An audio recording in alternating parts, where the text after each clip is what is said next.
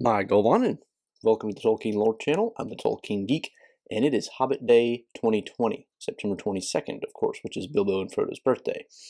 Now, as we did for Tolkien Reading Day earlier this year, I and a bunch of other Tolkien YouTubers have gotten together for a collaborative project for Hobbit Day, so there will be a link in the description below to a playlist of all the different collaborators' videos, so do check those out. My own video is going to be similar to the one I recently released on Aragorn and how his character arc was pretty much ruined in the Peter Jackson movie as compared to the book. And this one is going to be kind of the same idea, but about Bilbo in The Hobbit. And this is really kind of worse than Aragorn. There's just so many things wrong with this movie.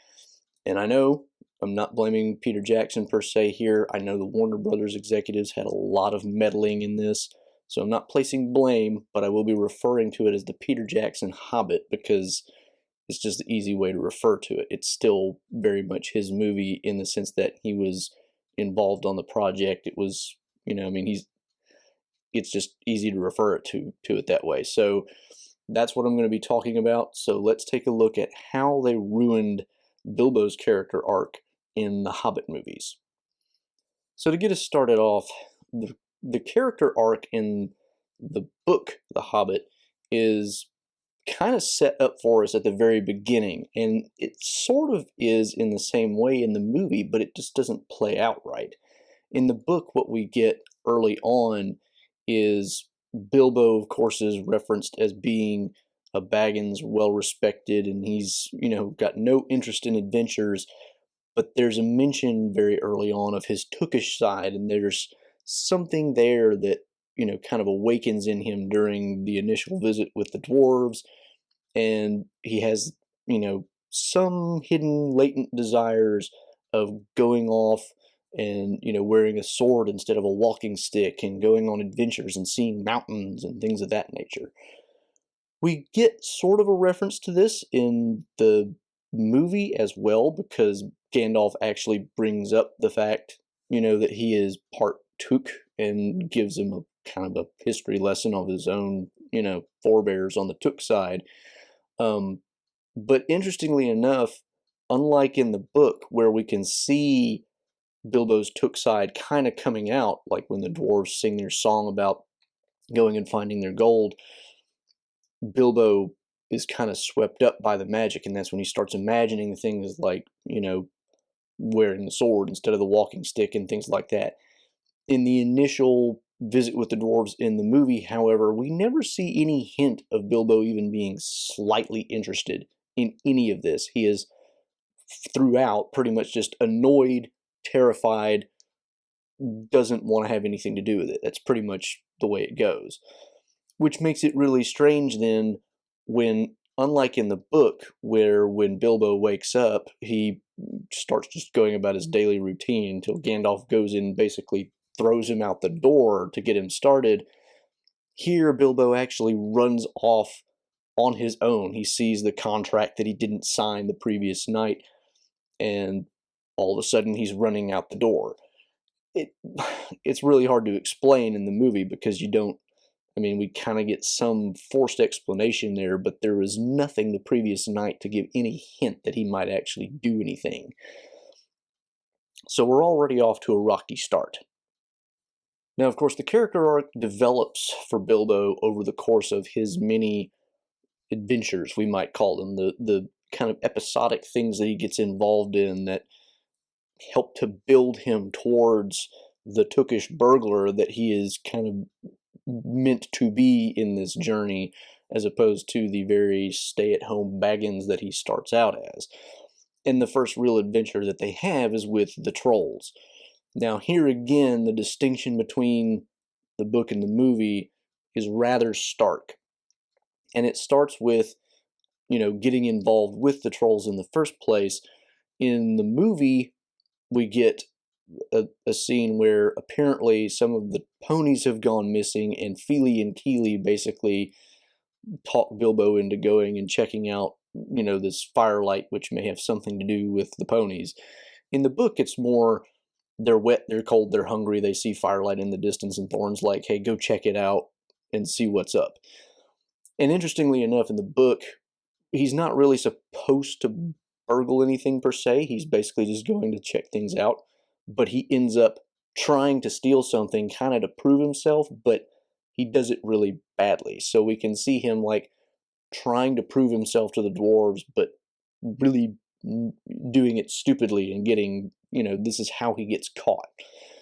And in the movie, he goes and he finds that, oh, look, trolls have the ponies. And so the ponies are all kind of in this makeshift pen that the trolls have constructed. And so he tries to steal a knife off of one of them so he can cut the ropes on the pen and open it up and let the ponies out, which he ends up getting caught by the trolls here quite by accident. One of them just happens to reach behind and grab him, and that's it.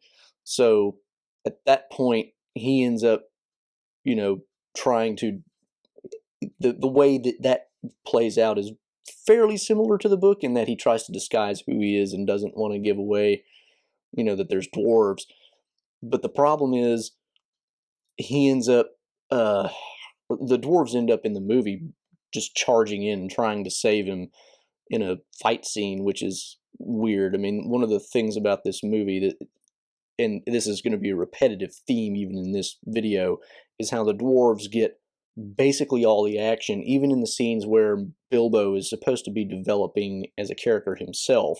And this is one of those. The Hobbit is left hanging while the dwarves, they just come in and just out of the blue try to start to save him, and they're all armed. In the book, they're never armed for the most part. They're merchants and things of that nature. They're not really carrying weapons. But they all bust in, and we get this action sequence with the dwarves, and it's only really when Bilbo gets grabbed by the trolls, and basically they threaten to kill him if the dwarves don't give up, that they stop. And so we get that, and then after, when they're planning to cook all the dwarves, in the book what happens is Gandalf comes along and he ends up creating the argument among the trolls that keeps them bickering until sunrise. Here it's actually Bilbo who kind of starts to do that. And the reason this is significant, and the whole thing about rescuing the ponies, as opposed to the book where we see Bilbo kind of like trying to make himself seem worthwhile to the dwarves, but doing badly at it, here he's actually seeming semi-competent, although he kind of bungles even this, because I mean, like, he starts off with skin, the trick to dwarves is you have to skin them first, which of course is a really horrible way to try to play for time. But you can at least see that Bilbo is kind of already being a worthy member of the company, and Gandalf even tells this to Thorin. Thorin, says something deprecating about Bilbo in the movie, and Gandalf says at least he had the nerve to play for time. None of you thought of that. So we're not getting a development of Bilbo's character so much here, as Bilbo is already kind of a useful member, and it's just going to continue that way, and we'll see that as we go on. In the book, the main contribution he has is not anything to do with the trolls. It is the fact that after they all get rescued by Gandalf, he ends up having stolen a key off of one of the trolls, and that is how they get into the troll horde. And so that's, kind of the only contribution Bilbo makes to this entire adventure is more or less by luck. I mean, it's really not much to it. So we could see in the book kind of like a small step up, which kind of helps him build his confidence. And then in the aftermath, of course, when they get to the troll horde itself, in the movie, Gandalf straight up just hands him Sting and says, this ought to work for you. And Bilbo's like, I don't want to fight. Whereas in the book, you actually get Bilbo picking it out himself, and you get the kind of a reference back to that idea of wearing a sword instead of a walking stick, because now you can see him kind of like taking a little bit of pride almost in this adventure, because he's acquired a sword and now he's got to step up. He has a weapon, and now he's a little bit more of a something in this adventure. So that pretty much is the troll episode. Next, of course, the party reach Rivendell, and there's not really much that happens in Rivendell in the book as far as Bilbo is concerned. It's kind of a stage where he gets to relive the comforts of home, and then he ends up having to leave, which makes him really sad. And that's present here too, but there's a little bit more going on, which kind of sets up some things later on. So for instance, he has a conversation with Elrond where Elrond specifically mentions Hobbits' love of home and comfort, but also that he's heard that they're really resilient, which Bilbo finds amusing. Uh, he also sees, this is a scene from, it's a throwback to the Fellowship of the Ring, where Boromir comes in and there's this painting of Sauron about to crush Isildur, and he's got the ring on his hand. Bilbo comes in and he sees this, and he sees the ring specifically.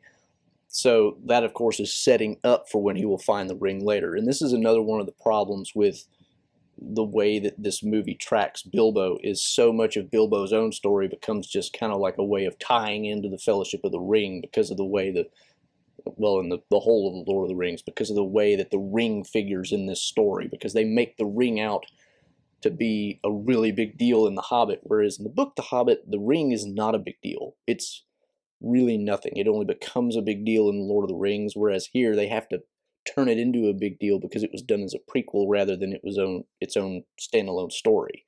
But anyway, it's important that Bilbo sees this ring here because it's presaging more parts of the story. In his conversation with Elrond, of course, he also mentions that he thinks that the dwarves don't really feel like he belongs on this journey.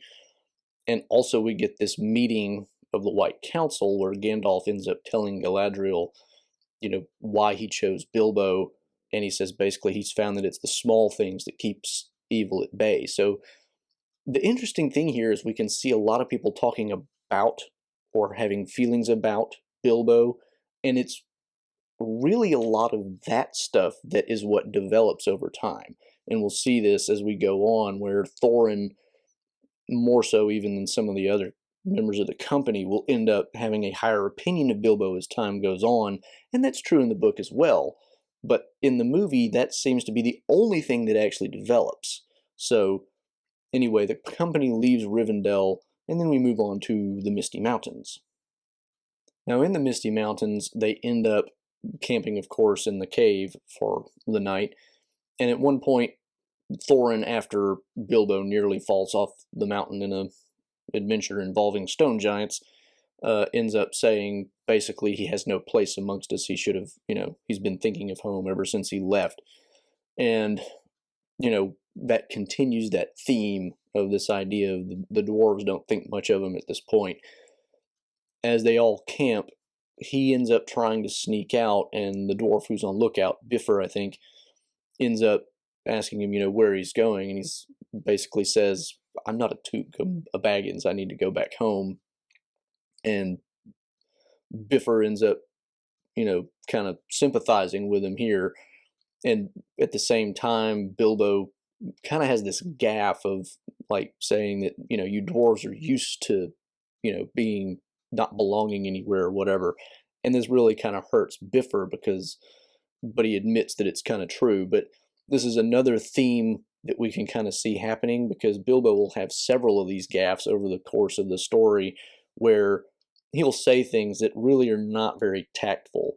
And it doesn't really make a whole lot of sense, because Bilbo is, in character, he's supposed to be a very gentlemanly is not really the right way to put it, but if you think of him as being kind of a gentry type figure from the English countryside, which is kind of what he is, he has manners. He knows how to be tactful and be a polite host, which is one of the things that he does in the book, but not so much in the movie. He is a very polite host. He's not just complaining about the dwarves the whole time. So it's really interesting to see how in the first Hobbit movie, this is kind of the only development arc we get, is Bilbo is, kind of has a bunch of non-tactful comments about the dwarves, but at the very end of the first movie, we'll get to see how that translates into his kind of like growth moment. But anyway, the goblins, of course, ruin all of this, and they come in and capture all the dwarves. And theoretically, they should have captured Bilbo, but somehow Bilbo just eludes the goblins by ducking. This is silly, but again, here we get Bilbo being more competent really than he should be, because somehow the dwarves all get caught, and Bilbo has just apparently the thought that, hey, if I just duck down, then the goblins may overlook me, and sure enough, they do. Soon after this, of course, he gets knocked down into the area where he meets Gollum, and the dwarves are carted off. In the book, of course, Bilbo is just carted off with the rest of the dwarves, and he doesn't end up with Gollum until much later when they're all trying to escape. And here again, we get a large action sequence with the dwarves, because when Gandalf rescues them, they all end up like fighting their way out of the goblin tunnels, which is, again, wouldn't happen in the book because the dwarves weren't armed except Thorin, who had, the Orcrist that he got from the troll horde, but the rest of them really didn't. And it was just running through the tunnels trying to get away from the goblins as fast as possible. So we get this action sequence with even a boss fight with Gandalf killing the Great Goblin. Bilbo, of course, in the meanwhile, is with Gollum, and here again, in the book, we get this further development of the theme of the sword, because he ends up finding out only down there that the sword is glowing and realizes, so my sword also is a blade from Gondolin, and this makes him feel a little bit more, important and brave because of, well, that's really cool. And then, of course, he meets Gollum, and then they have the riddle game, and he's, playing for his life, of course, and terrified. And this kind of mirrored in the movie as well. But in the movie, it's weird because in the same way that Gollum has this dual personality in the Fellowship, well, not the Fellowship, in the Two Towers, where we get that scene of him talking to himself, in here he has the same personality, and Bilbo recognizes that and starts kind of playing the game in order to keep it on the Smeagol side of the personality spectrum, so that the Gollum side doesn't just try to eat him without, any kind of interim.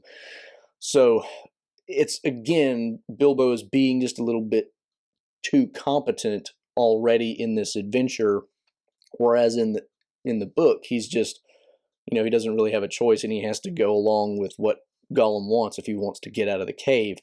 So again, you see this difference where Bilbo in the book is growing, but Bilbo in the movie has somehow always been at least a halfway competent adventurer, at least, roughly as competent as the dwarves, other than for fighting, which apparently is all the dwarves ever do in this adventure.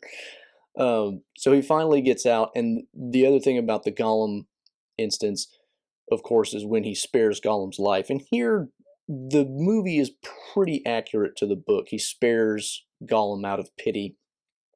And, it's not really explicit in the movie, but, based on the way that he, he's getting ready to kill Gollum, and then Gollum is just really sad because he's lost the ring and all this. And then he stops himself. You could tell that's kind of what's going through his mind. But what kind of kills that a little bit is the fact that when Gandalf earlier gave him Sting, he said, true courage is not necessarily when, taking a life, but knowing when to spare one. So the fact that Gandalf has already set this up for Bilbo, again, kind of steals a little bit of Bilbo's thunder. So to the extent that he would have had like a really big character moment here, he's kind of already just acting on Gandalf's advice more so than his own, his own character. After the escape from the Misty Mountains, the goblins, of course, attack again, and although it's not the goblins from the Misty Mountains, it's Azog and his troop who are on wargs. And this is, a total, not really relevant to this video, but another big difference between the book and the movie. There is no Azog in the book, because Azog was in fact killed at the Battle of Azanulbazar. Anyway, they end up chasing down the dwarves, but not before, Bilbo overhears Thorin telling the company before he shows up again that, he probably went home and took his chance when he had it. And of course, Bilbo then shows up, and this is where he gives his remark that I came back because I have a home and you don't, and I want to help you get yours back. So this is like his one kind of character growth moment. Like he understands that what he told Bifur earlier was kind of not nice, and actually them needing a home is kind of important, and so that's why he's going to stick with it. So Okay, that's nice, but it's not really the point of the story. At any rate, in the whole goblins and wargs having them up trees scene, we get sort of the same thing for a bit because Gandalf starts throwing fiery pine cones down.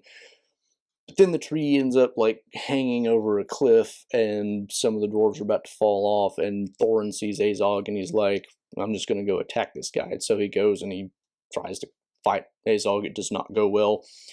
And as Azog sends this other orc to go kill Thorin after he's basically rendered him incapacitated almost with his warg, Bilbo comes up and straight up tackles the orc that's about to get Thorin. And then, of course, that leads to another huge action scene where the dwarves start fighting before the eagles all come in and rescue them. Now, half the dwarves are still on the tree, but some of them are out there fighting. But again, here we see Bilbo being a little more competent than really he should be, because he rushes in to like save Thorin in the middle of like a ton of orcs and fire everywhere and all this stuff. It's like at every point he's been, the trolls was like his least competent part, and even that was just he gets caught by accident. So that pretty much wraps up the first movie from The Hobbit. And the really sad thing is, for the next two movies, Bilbo gets less and less airtime. It becomes more and more about Thorin. It becomes more and more about the woodland elves, because we get Tauriel and Legolas introduced into this adventure, and then we get a Tauriel Keely, or is it Tauriel Feely? I can never keep the two straight. Love affair thing going on. We get Lake Town, which has all this intrigue, which we didn't really need to have in order to progress the story. We get Smaug, and that becomes a huge drawn-out affair because, well, I'll get to that in a minute. But, I mean, there's so many other subplots get introduced. Oh, and Gandalf going off to Rhudaur and then Dol Guldur and getting captured and all this other stuff. There's just so many subplots that get added in here. And they take away so much time that after the first movie ends, Bilbo sees very little airtime. But let's take a look at what airtime he does get. Of course, the next major thing that happens is Beorn's house, but nothing much happens either in Beorn's house in the book or in the movie as far as Bilbo's character arc. So there's not much to talk about there. The next really big thing is Mirkwood, and there's two aspects to the Mirkwood adventure. Of course, the main thing about Mirkwood is you have to stay on the path. And of course, in neither the book nor the movie do they stay on the path. But in the movie, it is only Bilbo who apparently has the wits to remind them to stay on the path, although they don't listen to him. And yet, despite the fact that he's the only one who seems to have his wits about him, it ends up being Thorin who realizes we're being watched, which is a reference to spiders, which aren't anywhere near them at the time if you actually watch the movie, because when Bilbo then climbs up the tree to get a look at the outside world, he sees the spiders coming from a fairly great distance, seemingly. So then it seems the spiders have already gotten the dwarves, so it's like kind of weird moment. But anyway, Bilbo comes down and a spider, kind of gets him and starts to wrap him up, and actually does kind of completely wrap him up, but he gets out, kills the spider in pure self-defense, names his sword Sting, as he does in the movie, which is nice, but in the book, as he does in the book, which is nice, but it's, again, this is another one of those moments where it ought to be played up a little more, because the movie doesn't really highlight the fact that here Bilbo takes on this, now my sword is kind of meaningful. And the weird thing is, this actually should have been set up for us by Balin's comment earlier in the movie, where Elrond tells Gandalf and Thorin that they have Glamdring and Orcrist, and Bilbo kind of like sneaks a look at Sting, and Balin's like, I don't think yours has a name, it's more of a letter opener than a sword, which is like a real downer. So when he gets to name his sword Sting, it's like, this ought to be like a big moment, and yet he just says, Sting, that's a good name, and then he goes off, and he goes to find the spiders. Whereas in the book, it's kind of like this momentous thing where he's like, now I will give you a name, and I will call you Sting. It's a big deal in the book. At any rate, in the book, of course, he goes off, finds, the spiders where they've got the dwarves, he, gets the spiders out of there. At least, he basically draws the spiders away, doubles back, gets the dwarves free, and then helps the dwarves escape. But the spiders are coming back, and so he's like, I'll hold them off, you keep going. And this is really where Bilbo becomes more or less the de facto leader of the group. The dwarves at this point are sick from spider poison. They're, in no condition to fight. And at any rate, the only one who has a weapon is probably Thorin. And Bilbo, with his ring and sting, goes off and like just completely makes mayhem with the spiders. And this is where his courage really starts stepping up. Here we actually see him in the book going into a battle for the first time. Granted, he has the advantage of invisibility, so it's not super courageous as it might be, but it's still a big deal because he is taking charge, taking responsibility for the group, and going up against a bunch of giant spiders, which is a big deal. In the movie, once he frees the dwarves, the spiders pretty much are instantly back again. And by the way, here, he just basically threw a stick and distracted most of them and then killed the one that stayed behind and then cut them loose. So, I mean, it's not even as interesting a drawing away of the spiders. When the spiders start coming back, the dwarves, who are apparently not poisoned at all by the spiders, take up weapons, and guess what? We get another dwarf action scene where Bilbo plays very little role. In fact, the only other thing that Bilbo does after this point is to kill like a baby spider. And this is one of my least favorite scenes in the entire movie trilogy, because what happens is he falls down to the ground, loses the ring, he knows where it is, this baby spider comes out and, comes past it, and then he rage kills it because he's trying to get to the ring. He even grabs the ring and he says, mine. Like, the only reason he even did anything courageous at all in this entire thing is not because he was courageous, it's because he really wanted that ring. And here again is an example of how the ring becomes too big of a deal. It plays too much a role in the story because it's not really the point of The Hobbit. So again, they ruin what chance there was for real growth for Bilbo here, because this is, like I said, where he's supposed to be stepping way up in the admiration of the dwarves, because they, understand now that he's like really capable of doing stuff. And Bilbo is understanding that himself. And after this point in the book, he is kind of like I said, the de facto leader of the group. Here that never happens. You do get occasionally like Thorin giving him a little bit more credit over time, but you never see Bilbo just kind of taking charge. So that's the spiders. Next, of course, the elves capture everybody, and that becomes the next big thing. So, of course, in the halls of the Elven King, Thorin and company are kept in cages while Bilbo is, left free to roam. And here the story is more or less the same, but it's condensed down a good bit, because in the book they're actually there for some weeks, and Bilbo has to pilfer food just to stay alive, which he feels really bad about.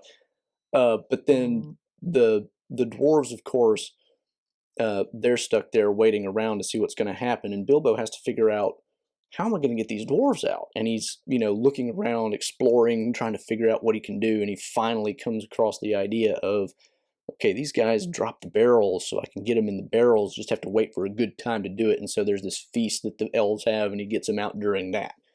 Here in the movie, it's all condensed down seemingly to roughly a day, maybe two, and Bilbo basically just finds out about, the wine and all that, all by luck at the same time. And so, there's no real indication that Bilbo put some thought and planning and really had a good idea going here. So again, they lose an opportunity for Bilbo to do much. After this, Bilbo doesn't really have a whole lot to do, because as I mentioned earlier, all these other subplots start taking over, and Thorin especially starts taking over. We have a huge sequence with Smaug. Thorin getting the dragon sickness and all that becomes like a really major element in the story. The intrigue in Lake Town becomes a big deal. It's like we get Bard, but he's not just a guardsman who happens to kill the dragon. He's a guy who's hated by the master of Lake Town because he actually is liked by the people, and the master is totally corrupt, which is loosely true to the book, but not really. I mean, in the book, there's not this huge amount of intrigue where they're trying to find a way to get Bard out of the way. But anyway, the the story from here, as far as Bilbo is concerned, is pretty limited. There's not really much for him to do. And the main few things that do happen, he of course is the one who sticks around long enough to see the moonlight in the movie hit the rock in order to reveal the keyhole for the secret passage, which that's just him not giving up. I mean, he's trying to tell the dwarves, you're just going to give up? Stick around, wait around. There's not really much there as far as character development. He then, of course, goes into the chamber where Smaug is, and before doing that, Balin basically tells him, look, you don't have to go down in there. You've done plenty, and this is possibly suicidal. And Bilbo says, well, I promised to do it, and I think I have to. So again, we don't really... Again, this is one of those, in the book, this is a really momentous point, because Bilbo walking down, he realizes that the dragon is down there because he can kind of see the red glow, and he can start to feel heat at one point, and he stops briefly, and then it tells us in the narrative that stepping forward and going beyond where he had stopped was the bravest thing he had ever done. And even everything that came after that was nothing compared to this moment. Whereas in here, we don't even know for sure that the dragon is alive. There's been speculation throughout the movie that maybe he's dead. He hasn't been seen for 60 years. We don't really know. Balin tells him, of course, if there is a live dragon down there, don't waken it. Well, no kidding, Balin. But anyway, Bilbo goes down. There's no hint of a dragon because the dragon is just buried under the gold somewhere, and it only gets uncovered because Bilbo happens to move the wrong piece of treasure at the wrong time. And then even in the course of all that, like, Smaug knows about the ring and somehow psychically gets Bilbo to take it off at one point. So again, the ring plays too much of a role here. But we do get at least some of the conversation between Bilbo and Smaug, where Bilbo is kind of trying to flatter Smaug and play for time and do whatever. And that's nice, but in the movie it just doesn't have the same impact because Smaug's like, if you think you're going to flatter me, that's not going to work. And then, interestingly enough, Smaug even tells him at one point, I'm almost tempted to let you take the Arkenstone so that it'll drive Thorin mad. But nah. So when Bilbo ends up keeping the Arkenstone from Thorin later, it's not because of anything he came up with. He's already got this indication. And then he even has a conversation with Balin. He's like, if hypothetically speaking, the Arkenstone was found, would that help Thorin's dragon sickness? And Balin's like, it'd probably make it worse. So he's basically only doing what he's been told. And so when he goes and gives it to, the Elf King and Bard so that they can bargain with Thorin rather than have war, that doesn't really, it's not about him. And more interesting, of course, is the fact that when in the book he finds it, he actually has a really strong desire to take that as his share of the treasure, because the Arkenstone is, it's kind of like a Silmaril or a ring in the vague sense of anybody who has it really wants it, and Bilbo is not completely immune himself from the desire of beautiful things. So while in the book there are these two things in tension, his desire to have the Arkenstone, this supremely beautiful jewel, which is the heart of the mountain, and his desire to avoid war and make everything, smooth over, and that's what leads him to do what he does in terms of giving the Arkenstone away.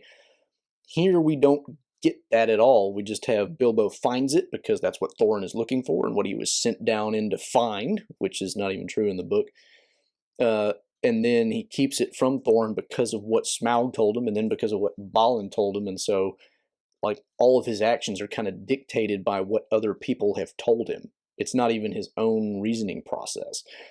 And so that's really kind of it as far as Bilbo's story. And then, like, the Battle of Five Armies, the third movie, Bilbo plays very, very little role. There's just, it's almost all about the war at that point. The Battle of Five Armies, either the lead up to it, because Legolas and Tauriel go and see, like, Mount Gundabad and all the orcs leave there, and then We got Gandalf coming back from Dol Guldur, where he was held captive, and telling everybody, hey, there's orcs coming.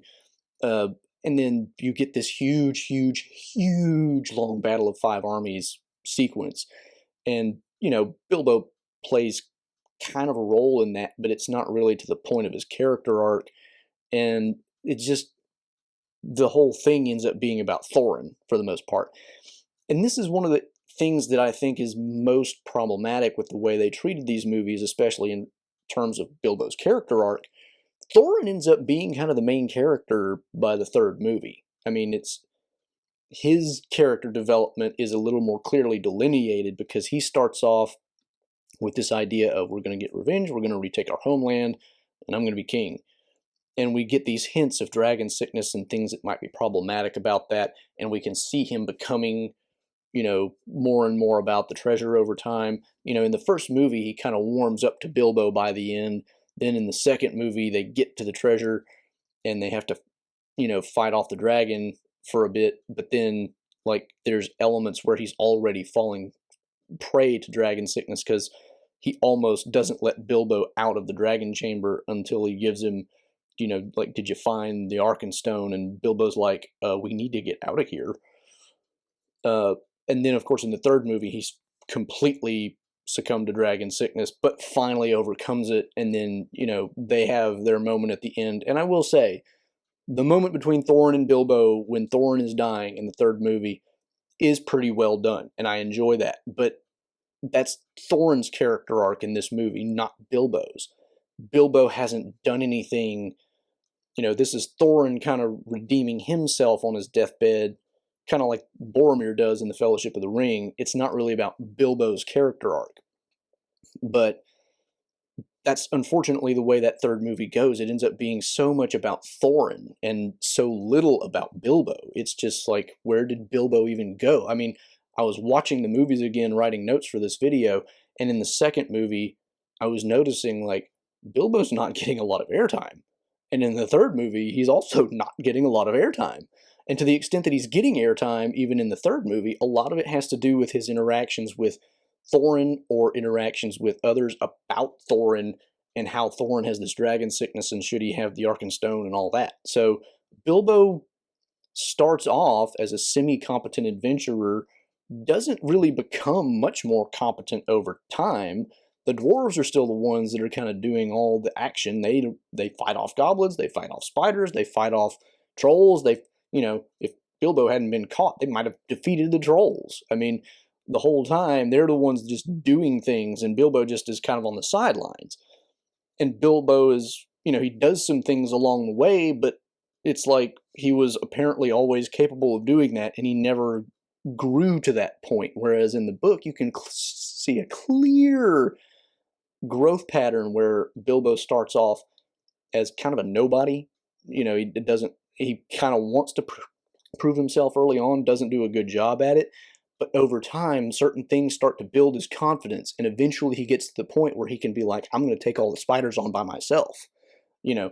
And he culminates all that with, I came all this way to get a 14th share of the treasure, which is my right to choose according to the contract, and I really want this, but peace and, you know, the things that I value about my home life are still more important than adventure. I have become a competent adventurer, but that is not important. What is important is not going to war and having unnecessary bloodshed. So I'm going to give this up in order to save everybody. So that is the capstone of Bilbo's adventure. Whereas here, it's just like another thing that Bilbo does because the plot kind of demands it, and because people have said things that lead him to do it. So it's just really, really, you know, watching these movies again, as I did, is just, you really notice that the character arc isn't there. And, you know, in the first movie, Bilbo is kind of the main character, although even there the dwarves are a little prominent. But then he just drops off towards the end of the trilogy, and it's really sad. So anyway, that is my take on Bilbo's character arc in the book versus the movie. And I didn't do a lot of clips in this one like I did for Aragorn, because some of this stuff you can't really, there's not really a lot of 5-second clips you can just show where things happen. there's a lot of like thematic things that would require just extended viewing, and this is long enough as it is. So didn't want to do a whole lot of clips for this one, but I'm pretty much summarizing it for you anyway to give you the gist. So that is my take. So hope you enjoyed that video and that comparison of Bilbo's character arc in the book and the movie. Hope you enjoy Hobbit Day yourself, and again, do check out all of the videos in the playlist that will be in the description below from all the other Tolkien YouTubers who are collaborating on this Hobbit Day project. If you did enjoy any of these videos, like, share, all that good stuff. You can follow me on Twitter at JRRTLore. Follow all the other YouTube guys as well. All of them, well, guys and girls. We've added some people into our ranks lately. It was guys the last time, I think. I don't think there were any girls when we did Tolkien Reading Day, but now we've got some. So do share all that around. Do join and subscribe to all of their channels. If you want to subscribe to my channel, that's here, and you can support the channel here, and you can find 2 of my previous videos here. Until the next time, I'm the Tolkien Geek, signing out for the Tolkien Lore channel. Namarie.